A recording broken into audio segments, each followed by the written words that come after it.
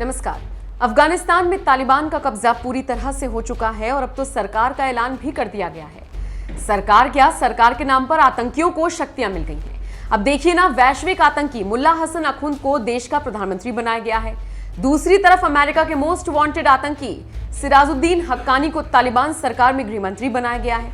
दूसरी तरफ अमीर खान मुत्तकी को विदेश मंत्री बनाया गया है। सत्ता में काबिज नेता नहीं, ये वैश्विक आतंकी है। और ये कैसे सरकार चलाएंगे, ये बड़ा सवाल है। सवाल ये भी है कि क्या दुनिया तालिबानी सरकार को कबूल करेगी, इसे मान्यता किस आधार पर मिलेगी, इसी को लेकर चर्चा हो रही है। दो प्रतिबंधित आतंकियों का सरकार में प्रमुख पदों पर होना अफगानिस्तान की मुश्किलें बढ़ा सकता है। ऐसा दुनिया में पहली बार हुआ है जब दो या दो से ज्यादा वैश्विक आतंकी इस तरह से किसी सरकार में सबसे ऊंचे पदों पर बैठ गए हैं। अब सोचने वाली बात यह भी है कि जिन जिन देशों ने इन आतंकियों पर प्रतिबंध लगाया हुआ है, वो तालिबान सरकार को मान्यता कैसे देंगे। अगर ये देश प्रतिबंध लगाने के बाद भी इस सरकार को मान्यता देते हैं तो इसे नियमों का उल्लंघन माना जाएगा।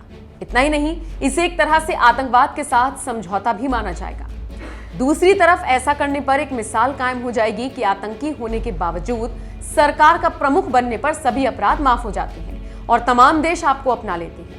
लोगों की सुरक्षा के लिहाज से भी ये बहुत बड़ा कदम होगा।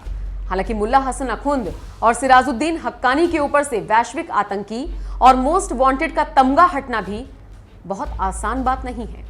अगर कोई आतंकी संयुक्त राष्ट्र की वैश्विक आतंकियों वाली लिस्ट में शामिल होता है तो वो खुद ब खुद ज्यादातर देशों में प्रतिबंधित हो जाता है। इन दोनों के साथ भी ऐसा ही है। ऐसे में इस सरकार को मान्यता देना कुछ देशों के लिए बहुत बड़ी चुनौती हो सकती है।